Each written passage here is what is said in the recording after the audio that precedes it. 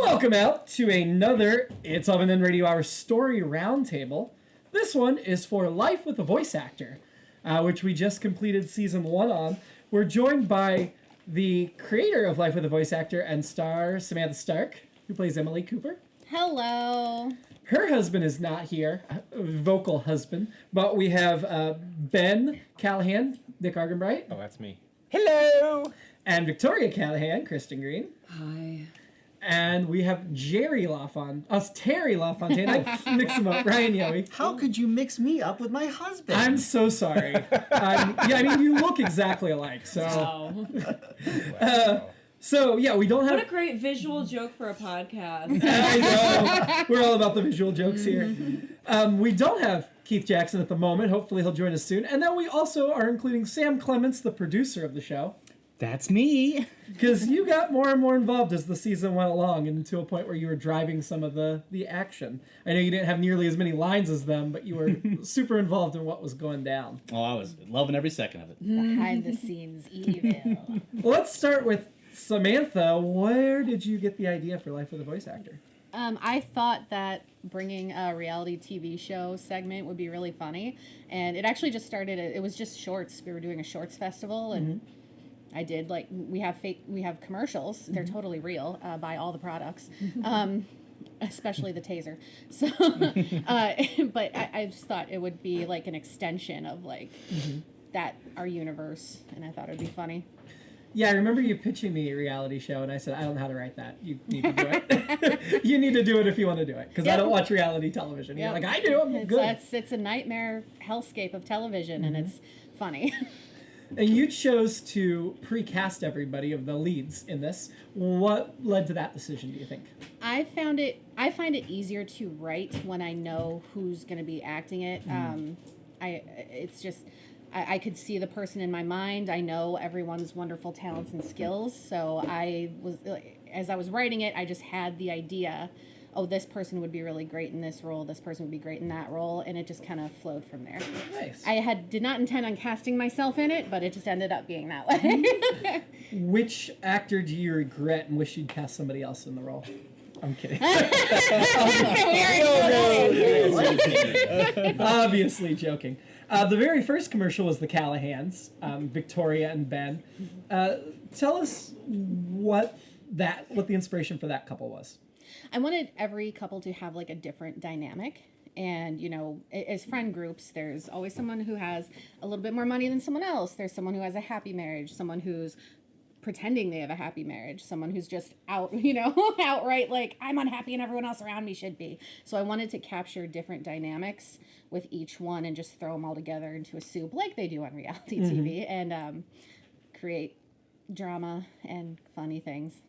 So was there some specific personalities or anybody that you modeled the Callahans after, or were they just more of a conglomerate of different people? Just a conglomerate. Yeah. I wanted it to be a bit more of a exaggeration. So, yeah, no one specific, but, yeah, just an exaggeration of it. I've actually never seen an episode of Real Housewives of anything in my life. So. I assume that's what you were getting that from, was the Real Housewives at some point. Even though I've never watched the show either. I watched a parody of it. Yes! Which one? Hot Wives. Oh, with Angela Kinsey? Is it Angela? I know that Kristen Shaw. Who plays Louise. Oh, that was funny. She's in it, and it's hilarious. And I was like, oh, okay, that's good. So that's probably deep in my mind where this all really came from. Well, you had originally titled the segment "The Real Housewives of Voice Actors," and that's how we recorded the commercials. And then I made Chris, the narrator, re-record the intros before we released them on the podcast to change the title, which was a good idea. I just don't want to be sued because the Real Housewives is a franchise. Yes. And if you put Real Housewives of anything, you're leaving yourself open to. Is it Seacrest or is it Cohen who owns the? I don't know. Yeah, one of them produces the actual show. I think it might be Seacrest. Probably, because Seacrest does Everything. Kardashians, and that's hot garbage. If you watch it, enjoy it. Enjoy. I don't I care. But believe you. I don't watch it. Yeah, we don't- It's one of those things I just know about Seacrest. Exactly. Because I was like, he produces that? Mm-hmm.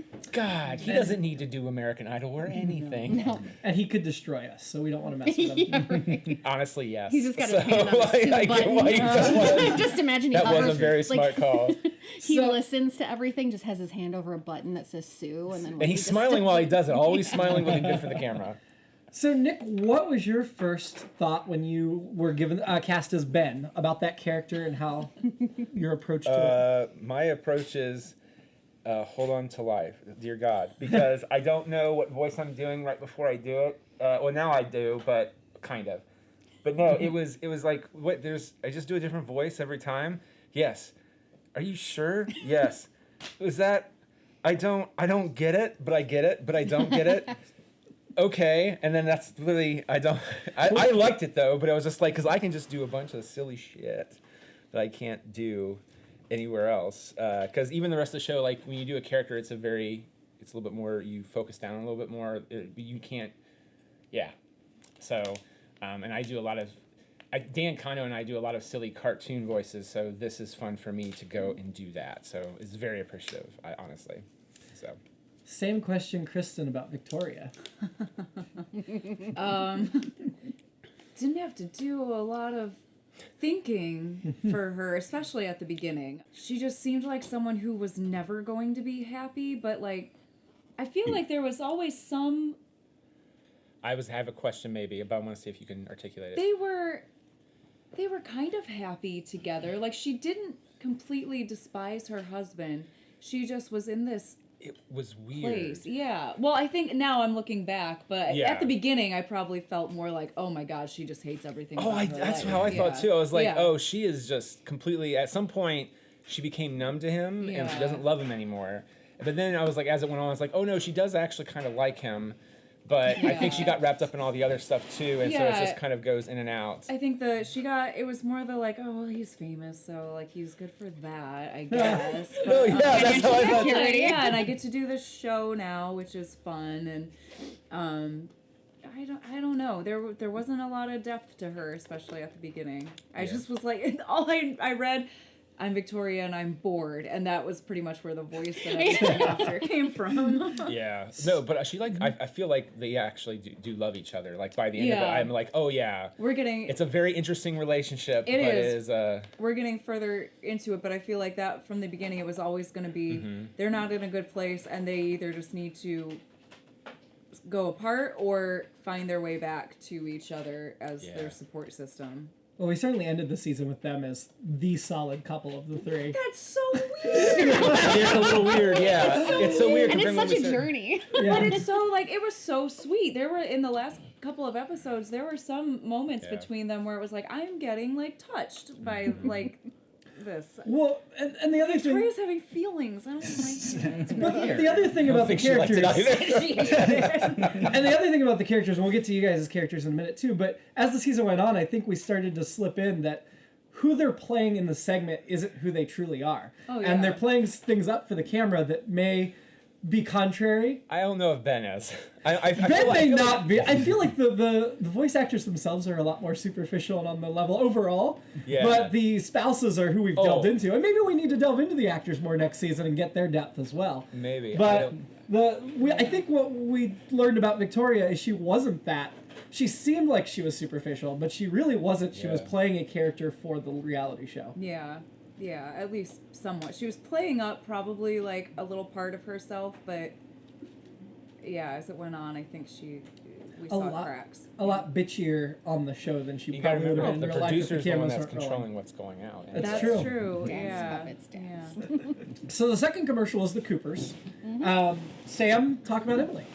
Emily was a voice actor in the past. It's something that she's been wanting to do as her career, and it's just she was doing it, and then they killed off her character because who ends up as being her husband, Logan, was discovered randomly out in the world and just skyrocketed to stardom, and Emily's star had faded at that point. So she was very jealous, but her husband never picked up on that jealousy because he's a little kind of dense. It's a very passive-aggressive jealousy. Too. Yes, which is the best part. No. Which I think is where Emily's comedy came from, was that passive-aggressive. And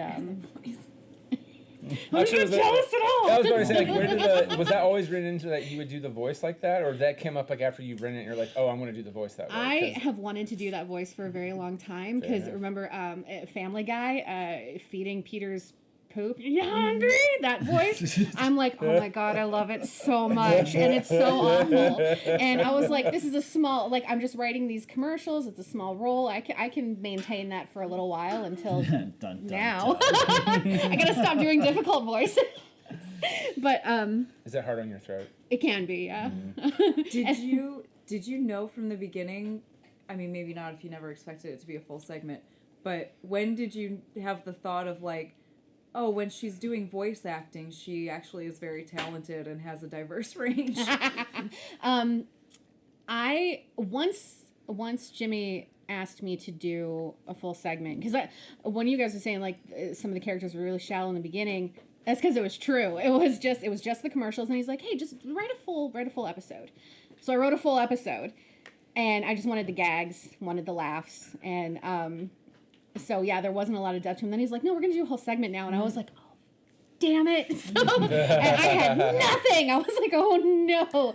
But I knew that the joke came to me then, and I was like, I knew that that's where I wanted Emily to be, and I wanted that reveal, and I wanted it to get a laugh. So Well, the Coopers seemed the most solid when we started, and they're the ones that did not end the season together. yeah. So kind of the opposite of the Callahans. Yep. Also, do you feel like the part of your husband was cursed because we kept having to recast it? Oh yeah, a little bit. Who was the original? Because Seamus was original in the commercial. my God. And then when we went to do Yeah. episode 1, Seamus wasn't available, Right, so so Dan understand. stepped in for episode 1, and then Seamus was back for episode 2, which was actually the Maisie Muskrat episode. So it wasn't him, it was him as the character. And so Seamus played Colin Cat, but Yep. then episode 3, which was the next real one, Dan. So Seamus only did the commercial and the Maisie Muskrat. Dan did all the barely crap remember episodes. that. Holy crap. And then Dan couldn't be here for the last couple episodes, so we actually had to rewrite the ending a little bit to accommodate him not being here instead of recasting. So Yeah, we didn't want to recast it a third time, so I Yeah. said, please write him out so we're not stuck doing the segment twice a Yeah. year. So I have to ask then, how was it supposed to end with between you and his character? Or is that something you might use later? Something we might end up using never mind. later. Then we There won't. was still like things in the works that we were trying to determine, but Gotcha. the decision was kind of made for us. So. Do you think if he'd been available, would they still have ended not together? I think so, but it Okay. would have been a face-to-face thing Yeah. versus Oh, Drama. babe. Well, I think we knew by halfway through that. Well, we had the 4 or 5 episodes left to write when I said we got to write him out. So Yeah. there was plenty of time Oh, to yeah. plan it and set it up anyway. And so setting him up as like more the cowardly figure seems to fit more than any of the other ideas we had anyway. Yeah. So yeah, him as like the cowardly, I'm just gonna bow out and not face this head on was. Do you see it as cowardly? I mean, obviously he's mistaken, but I think he genuinely thinks Emily would be better off without him. I think there is a certain amount of love, even if it's driven by fear. Yeah, but the bow out. Oh, it's crappy, but I don't think he sees it that way in his head. I think he thinks he's doing a noble thing. I also think they love each other so much. I feel like if they were face to face, like they wouldn't actually be able to leave each other. I Yeah. don't know. It's kind of the A point. Star Is Born ending, really. Never watched it. I haven't seen the new version. They all, Sorry. Okay, They I don't always- care about that one, but I have never seen it, and this is the second roundtable in a row where we just drop random spoilers for no reason. From a movie that came out before we were born. Because technically every remake has been the I same. know. It's like King Kong. If he dies at the end, sorry, spoiler alert. The movie came out in 1939. It's just like, you know what? Bruce Willis is dead in The Sixth Sense. Yeah. Sorry. No, I'm sorry. No. Let's add another one to that. No, I know that. I haven't seen the Strathmore or the Greg. I've seen Judy Garland and then the original. So, but yeah, it's that kind of self-sacrificial thing, I think. Third couple we have are the LaFontaines, who were always butting heads, but maybe didn't seem quite so broken as they ended up being. Yoey, let's talk about Carrie, who seemed to be the problem and ended up getting everybody's sympathy as we went on. Yeah, so just seeing it as a commercial originally, I remember playing it just like kind of vibing off of Keith. And Sam pulled me aside and was like, all right, I need you to like ham up a little bit more of the cattiness. Like, you're the stage mom, but instead of a stage mom, you're the spouse. And I was like, okay. Oh, it's I great. remember that note. Yeah. Because I play a lot of characters that are very earnest and don't really have opportunities to kind of get that like snark and cattiness to it. So Subtext. so it was great. As soon as I got that permission, I felt like it was like, But all you were right. in my mind when I wrote it. So. So it's, She thinks you're catty. No. so that, You bitch. I mean, but no, it was just a really cool opportunity once I found out it was evolving from just a commercial into like, okay, and I was like, all right, now we have to find ways to make this stick, not just how Terry treats and handles Jerry, but then also how does Terry interact with the other spouses? And that's where a lot of that humor of seeing how Terry and Victoria had this natural rapport against poor Emily. Poor Emily. The original jokes though, I just remember like I had to hold my breath before I said a few of them because like if I break, I won't stop. Oh God. And it was great being able to really chew on a lot of those scenes, and then all of a sudden you get to the points where the floor drops out from under Terry, and it's now like, oh shit, now things that he originally did, now people are using against him. Now it's like, oh my god, he didn't do this. And now because of who he is and who he has been portrayed, especially on the show, it's much more difficult for him to get his way out of the box. And it's just something he keeps digging and digging. And fortunately, Victoria has helped in various parts. And then also Emily now having a little bit more of a power where she can stand up and belittle Terry on air. It's really making a more well-rounded character where I still get to enjoy the cattiness and the snark, but at the same time, now it's a little bit more of a, like figuring where everybody fits in the power scheme, as well as I can see Terry respecting and enjoying Emily's company even more now that she's not just the kick the puppy. Standing up for herself. Yeah. Do you think he regrets the original Lemon Stud? I still think he thinks he did the right thing. Yeah. And he still will, while it might not have been the best approach at it, I don't think he apologized for what it did to Jerry, but at the same time, I don't think he will ever apologize for why he did it. Yeah. Because it, to him, truly is the pragmatic approach to solving a solution and trying not to get his husband too far down projects that he doesn't really care for, like voice acting. Well, now you're going to be managing more than just your husband, so I wonder if Terry will do similar tactics on other clients, or if his husband was an exception. But will Victoria shut that down rather quickly if she sees Terry pulling some lemony tactics? If she sees. Depends if she agrees with him or not. You may have heard the voice of Jerry LaFontaine. Keith Jackson has entered the building. Hi. We've taken our time with the origin of each character, and we were actually just up to Jerry LaFontaine. Where I do know him too. Well, the first time writing through everything when I made their names Terry and Jerry, I was like, I have a sticky note of who is who. Yeah. So, Jerry, how did you approach that character? What was your first impression, and how do you feel that growth arc went? I don't remember anymore at this point. No, Segment done, out of my mind. right. I am exaggerating just a little bit, but I think I had an idea in mind at first. But once I started getting underway, the idea was to do a caricature version of like a narrator that would ordinarily do for like an audiobook of some sort. And it was around that time actually that kind of helped me understand what the other things I needed to do. The standards are usually you have to enunciate clearly. I mean, the whole purpose is so that someone who is listening along doesn't have to see a subtitle. Make sure there aren't that many ambiguous words going past. So it's just very carefully leaning into every syllable. What did you think of his descent into villainy? I think he's certainly the most despised of the cast by the end of the season. Despised. Wow. I would say. Maybe by the audience because I don't. Well, I think the guess others- you could say Logan. Yeah, I'm talking about like how the audience would view the character, not in Oh, okay. terms of how we view the actor and his performance. No, I mean I meant the other the characters characters wouldn't be. don't really know I what see, he's I doing. see. Yeah, Yeah. the You're dramatic, right. that's good dramatic irony. Actually, That's you true. guys, the audience, you've been building up that the audience knows what he's doing, or that he's doing something sinister because he completely just does a Yeah. kind of thing, but the rest of us don't really know like, what's going on. So. True. And you can, to me, I feel like you look like you have a blast when you're doing it. So. Oh yeah, of course. It's that's a probably one of the better uses for that kind of voice. It's very melodramatic for a lot of things, and so when Do you think when the cameras aren't rolling, he actually still wants to be with his spouse and he's just playing up the sisterness for the cameras? Or do you think that he is done with the marriage and is just staying there to be on the show? I certainly there's the manipulation. We've seen a bit of that in the producer episode, which I really enjoyed. That's a good way to portray it. But I think he's still too hurt. Well, it's not really a matter of getting philosophical here for a moment, or psychological, whatever.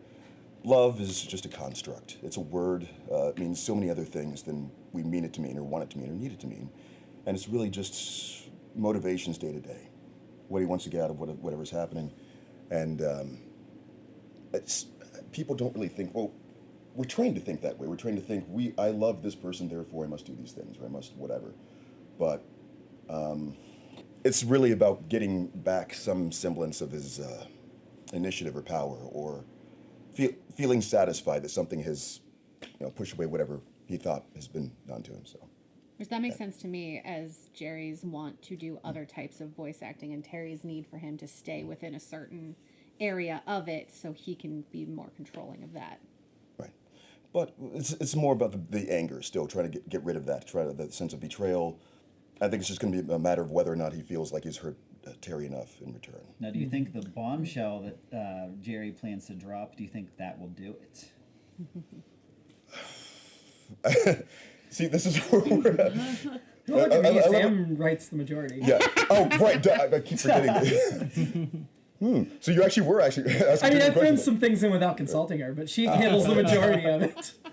Because it always amuses me when Jimmy asks questions like that. You're like, oh, did you think this is going to happen? I have no idea. I have no control over it. Well, I don't always know, so getting your opinion on it helps me sometimes. True. I think it's similar to what you were asking about what Terry's going to do with the other clients. I think these are just opportunities for conflicts, character growth arcs. Being able to see something happen in front of them and go, well, maybe that was too much. So when we did the first full episode, we had a host, Stephanie Dunlop. Oh, yeah. Talk about how it felt to see the first episode, what you saw as the strengths and the weaknesses. We did away with that. I thought the host was funny, but it didn't really feel there. It felt more game show than reality show, like game show, reality show. It was Guest against- Jenna Jarkowski. I thought she did well, but I do think it hurt the pacing. Yes. So we did away with host it was a pretty easy decision, and it's all story driven decision. Nothing's personal, but no. you know. No, I like She was I wanted You were to great, I kiss. This promise. is Sparta. And like, I sent her an email and let her know we weren't going to continue the character, but we really appreciated her and hope she'd come back. Yeah, with she another did a role. great job, but it was. She was too slow. She killed everything. She killed the pace of everything. And just had to go. But we really wanted to move it more to like that true reality TV show where you have the talking heads and the interviews and how do you feel about this, and then that's where the producer was born, was to sort of take that role of host, quote host, and drive the story that way instead of having the host drive the A story. less obtrusive Yes. presence. Yeah. I think that there would be an opportunity to bring the character back for like the season. The tell-alls, like Yeah. the season Yeah. tell-alls. The Yeah, I was season going to say wrap like up the of it. season finale. Right. That's what they usually have the Yes. hosts for. Yeah. Oh, that's a great tell-all's a great idea. So, Sam, producer, Yeah. what went through your mind with that character? I know you had very little at first, and now you got more and more as the season went on. Yeah, it was not much at first, quite honestly. It was just here's a line, read it so you can prompt whatever they need to have happen, right? But as the producer got more involved, I got so interested and fascinated in the idea of creating the narrative of the show, right? It's the idea that the producer has made everyone believe that this is what their character is, even if that's not even necessarily true, right? I could take a really kind character and just take the two worst scenes of them and make them the villain on the show. And so that idea just kind of like nestled in my head, and I enjoyed it so much and wanted to kind of dive into that the more I played the character. Now, I said, without consulting you, that everything we performed was the on-camera stuff. Do you think all the producers, Sam Stark, do you think all the producers' stuff was on camera, or do you think some of that was off camera? No, I would think the producer stuff was off camera. So, like when you're thinking about it as television, the producer is next to the camera, like in the back, being like, get that, get that, get that. There might be like a behind, because we did discuss a behind the scenes camera that's catching the producer, setting everyone up to look really crappy, but then we really couldn't. That's very much more of a visual kind of gag, and I just had a hard time bringing it in audibly, or like just in a strictly audio sense. So we retooled and made it more like of an audio friendly. So having the producer like tell the cameras, like, oh, okay, get that. All right, that's a wrap. We're done. And then having the producer talk to the therapist. I would think maybe that part would be on television, like the therapist talking head, but the producer's never been on TV. Is the producer a psychopath? Well, I think, I mean, the thing is, the producer is very much out for his end goal, right? His end goal is to create a good television series, a money-making series, right? Good in terms of profitable. Profitable, I say is the best word, yeah. Right, and at any means necessary, right? He doesn't care about these people, and it's just how can we use them as his stepping stone. So, yeah, I'd say definitely psychopathic tendencies for sure, but, he definitely has a clear motivation. Yeah. The few times I thought, sorry, real quick, I thought he was on camera, because if you watch The Bachelor, The interview, up until yeah. not even the interview, they've shown him actually the last few seasons before he got kicked off for being a sleazeball. He got or cut down more. They would show him doing and interfering a little bit, and some of the stuff going on the island, and they did the whole like secret camera thing. So like I was just like, oh, okay, that's totally what they're doing. I didn't know he was off camera on that. Well, that's just my interpretation of it. Well, you're You can always change your mind in season 2. Yeah, I can change my mind. Fair The enough. producer can be that's more into it, fascinating. but because there's so many reality TV shows because they're so cheap to make and they're just thrown on Oh, television. yeah. Have you seen one? Have you heard of MILF Manor yet? Oh my God. What? Yes, look that up later. It's so Is weird. that the Netflix one that just came out? I don't remember if it's on Netflix, but it's bizarre. But Sorry, we'll turn it later. how bizarre. No, wait, However you want to listen to it and however you see it in your head is correct, basically. It was like how okay. I write these things, how I write this is like, it's audio. It's audio. One of the things I love about voice acting and audio work is the listener is putting the world together in their head based off of what we're doing and saying. So if you interpret it as the producer is on television, you're right. If you interpret it as him not being there, you're right. Fair enough. In this context. In this sketch. So that's how I see it. Nope. Customer's always wrong. There were The customer's sometimes wrong. That's true. There were quite a few guest characters throughout season 1. A few reoccurring characters like Marty and Helga and Sebastian, and then the one-offs like Priscilla. We had the director was in a few episodes. The other voice actor that Wayne played. What guest characters were each of your favorite? Like, what guest character was your favorite, and why? Who you want to see more of in season 2, I guess, is another way to ask that. I personally liked Wayne's character because he was a threat to the rest if he hadn't moved to California. I know. Wayne, come back! Yeah. Wayne, but I would say Sebastian. Of course. Sebastian. Yeah. Sebastian. Dion. I did that on purpose, hoping that someone would say. There we go. Also, I want to see more Helga. Yeah. She said she'd be back. Yeah. That's she why did. I'm ready for it. I liked the Helga and Sebastian wrench in the entire storyline. Yeah, they were fun. And darn it, Sebastian always got a laugh. Like just saying that name. Yeah. Right. So. And the fact that we we told the cast and told Shane, I remember you giving him this note, is like, just let Shane interrupt you and correct you when he feels it's necessary to correct you. And he's got great timing, so like the timing, just when he would say it, was just always on point and always gonna laugh.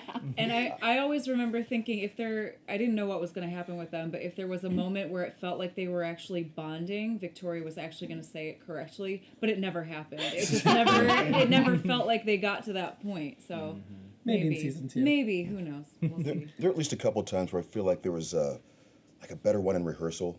And I would It have. happens. There was like an episode where we would have gone back because it was that perfect organic thing of him just like Sebastian, and you're like, what was that? Oh, what? What'd you say? It definitely felt like his story arc came to a complete ending. So if he came back in season 2, it would be something different, a different purpose. Whereas Helga, she's just going to continue her.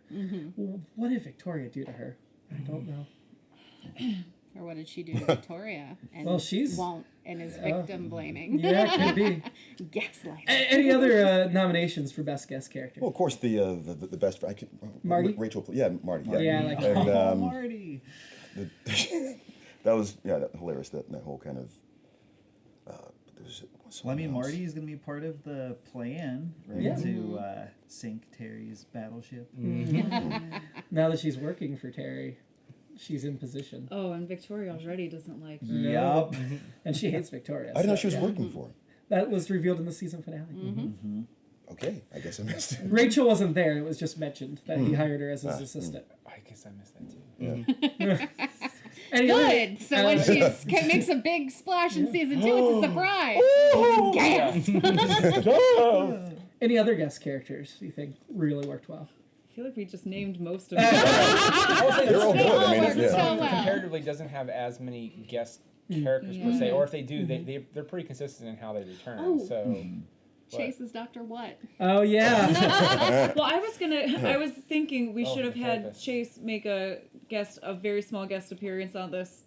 If he wants to. on this roundtable, but not as the doctor, but just as the loving audience member who just could not get enough of Oh, Emily's I know. voice, The and then super there's fan. something about the He really bitchiness. Like he just, no one loves this segment, I think, as much as Chase He does. would message me after, especially the first 2 episodes when I was like, I don't have a story yet, and I was just like throwing all the jokes to the wall, and I was like, oh my god, and it was just one after another, and he would message me and be like, Sam, I need another episode now. I'm like, I'm sorry. And I remember him saying after the first one, you should really lean into the spouses. He wasn't the only one that said it, but lean into the spouses. They're the story. The voice actors Right. themselves are the secondary characters, Yep. and that's how most of the season went. Although, obviously, Jerry has plot because he's villainous, but we haven't seen as much from Ben. I mean, he had a bit of plot when he lost his voice, I could just got it. Well, I listen to have a Terry and problem Victoria with the talk about wife, anything. with the but to service her. Your plot true. serviced as her. You didn't That's necessarily right. have I an independent serviced plot. her. Let everyone know that. I love Oh my my. husband. There is a reason. Man with a He's million very good mouths with his indeed. tongue. Oh, obviously. That joke has always been there. Okay, by the way, Yeah. that joke should definitely be in the next season. I mean, people are already thinking it.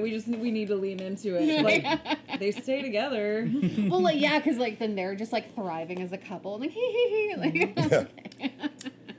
What do you most want to see in season 2? I think we just said That was only mine. one season. Yeah. Yes. So God. as we're I thought talking we- about it, It feels like it's I, gone for a while. That's why. I feel like it would be really fun to see. Yeah. Since we're sort of talking about how differently we can interpret it, there's room to play with seeing those cracks a little bit more of like if you have you watched The Comeback with Lisa Kudrow? I have not. There's a lot of, I mean, Oh, no, I haven't. this, there's a lot of times where she thinks she has some control over what they use and don't, so she'll be like, oh no, don't use that, let me try that again, or she'll just like try to cut. So like more of the cracks of like, how do the actors and the spouses, how do they interact with the camera crew? How do they interact with, like, is there a director on set around who's maybe not the producer but like working with the producer, and do they try to be like, no, you know what, that was too mean, let me say that again, or whatever. So you can start to see their thoughts on, like, especially once a season comes out and they see how something looks, and they now become aware of how it's being put together. like, what do they feel about it? What do they, and as you go on, I feel like they also now are getting more comfortable being on camera, so they might be letting their actual truer selves come through, and maybe they do have a conflict between, like, playing this character and not anymore. So seeing how that sort of shift in the dynamic. Oh, something I just realized too is that if it does come out and they also watch their own show, you'll know what's happening, Yep. and so that will change the game a little bit. Yeah. Well, yeah, it was. I think that dividing point can be the season wrap up show, essentially the reunion, especially Yeah, I where don't- they do the. We may you know need to what do that before season 2, I think. Right. A reunion, yeah. I don't know if you can have have them see any of it though, and have there be a season 2. Though. Usually they'll show segments like, Oh, well, there yeah. was this moment. Let's look at that clip, and Yeah. then be like, you know, like, Well- and then go ahead. I'm sorry. Well, so they have the finales, but I mean that could be like a demarcation point. We don't actually have to start with that in season 2, but there's a point where you can say this is where they're going to see, start seeing bits of what happened. This is where they have the opportunity to go and watch the entire show and then start season 2 again. So Yeah. Do you think any of season 1's aired yet as they're filming the end of season 1? Not yet. Okay. I would But- think that it would start airing after. It would start airing after that. So they'd wrap it, edit it, package it up, and ship it off. But Doc has seen the episodes as they've gone along, so she must be involved in the production in some way. Confidant, right? Yeah. For sure. You know, Your mentor. Absolutely, has so much wise words and can really get things done. So Yeah. I think you definitely have some more insight than a lot of other people. so the point though is that that's a good way to introduce what the correct answer actually is. I mean, how much is actually being shown on TV and who's being taped or whatever, and Yeah, you can that's true. kind of establish. Other thoughts on season 2? Sorry. I would also, this might just be a one-off or something, I want to see a moment where Victoria loves the voice choice that Ben makes. I want to find one voice Yeah. that she's just like, Ooh, ooh, do who it would like again. Victoria's favorite like performer? That's interesting. What if he does a Sebastian voice? Oh, that's Oh, that That would be face. Kristen's face. Sebastian. And not to add on this as kind of a side note. What is your bedroom voice, Ben?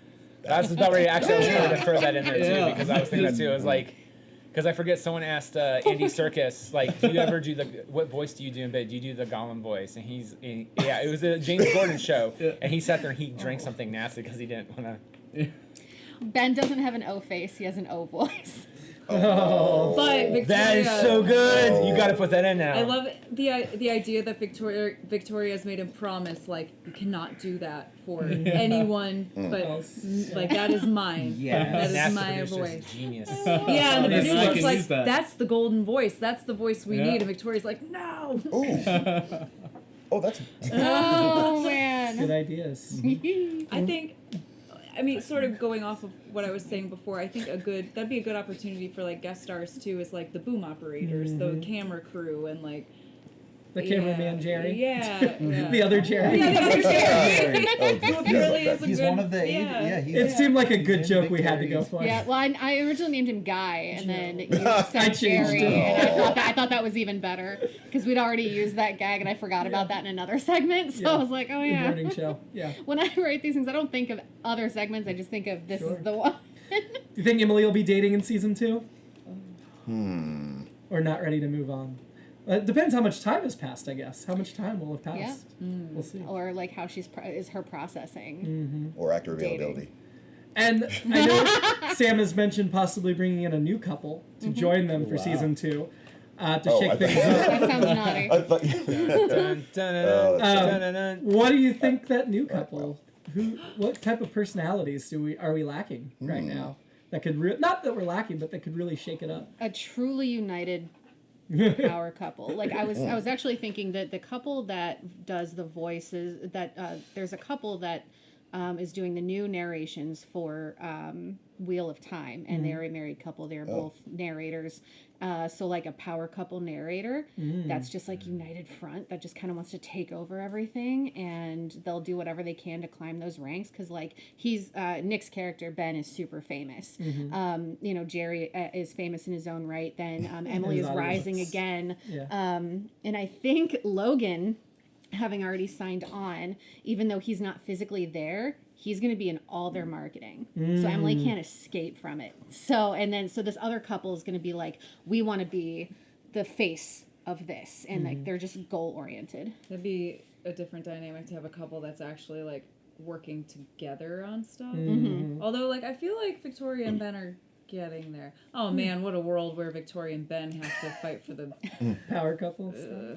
well, just for the like morality of the Oh yeah. or the ethics of the show.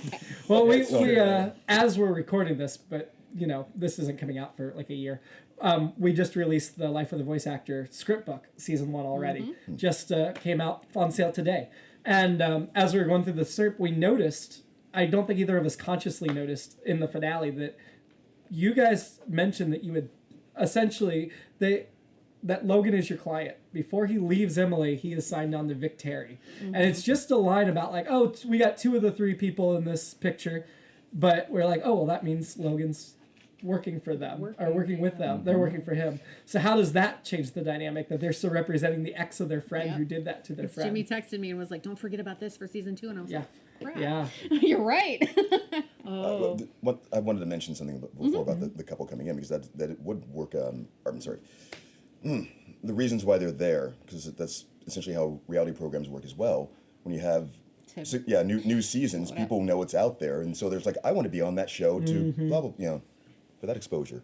Yeah, but I could see them being like, but I haven't watched it. Does Emily know that she signed with Vic Terry?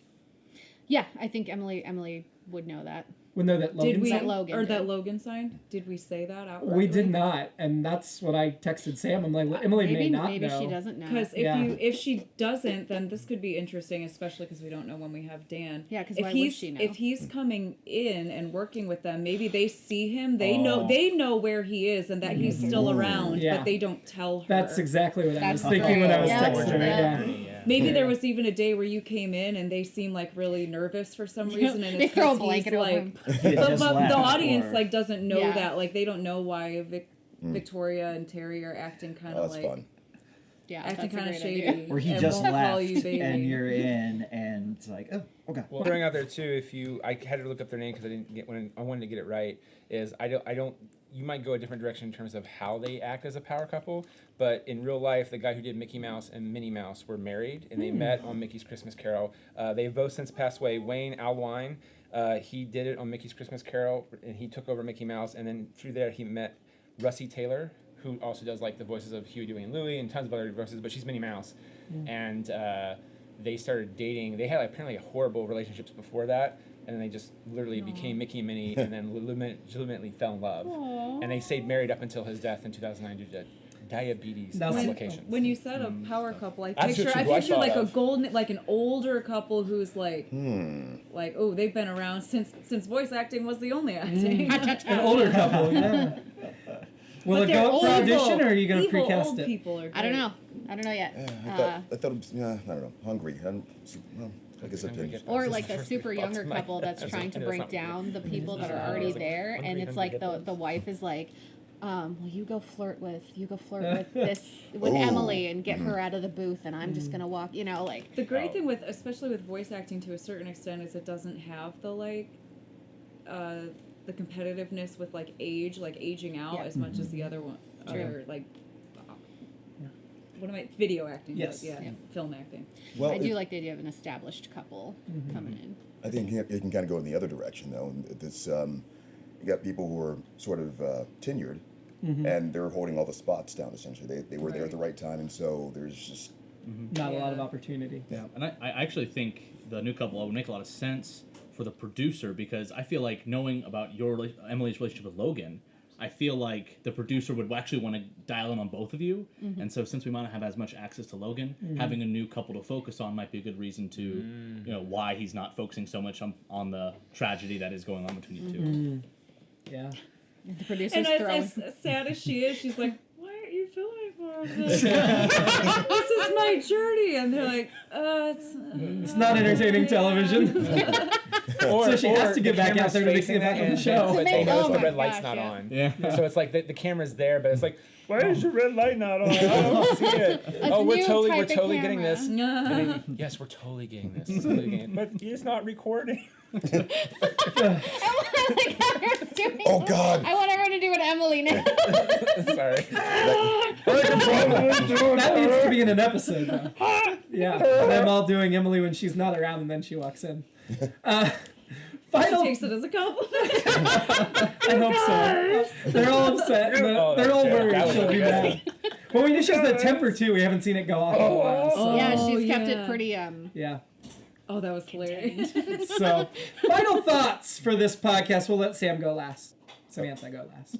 Everybody else, give your final thoughts first. I love the gag of having her switch her voice for actual acting, or being able to do that, and just Yeah. like And that it voice hurts is her really voice. uncomfortable. Yeah. I think things are super. yeah, Sorry, I got nothing else to say. I don't know why Daffy Duck popped in my head when it was like, "What's her favorite voice in bed?" and the whole thing. It's like, but, Oh, and spitting I mean, all I'll give over my her. final thought. or the Victoria voice would be a great Maybe twist she's too. going down. I'd say my final thought on this segment is it's the only segment in the show that I did not create, but I think people love it. It fits really well, and I think Sam has done an excellent job putting a new thing in an established program, which is not an easy task to do. So she deserves major Especially if credit. you're trying to stop everyone. It's true. I actively tried to sabotage. That's why I wrote some of the scripts, because I kept trying to sabotage her story, and then she'd have to fix it the next month. I just kept hiding it in scripts, and then people would get it, and he didn't even know they were in there. And it was too late. He was like, "Oh." I think it was great to see the transition from the show, from the, like we were mentioning, the superficial characters to the more, characters full of depth. And I can't wait to see where that keeps going and the writing style you have just to increase. So I'm excited for the next season. I want to see someone else get sabotaged with lemon. There's a lemon on the cover of the script book.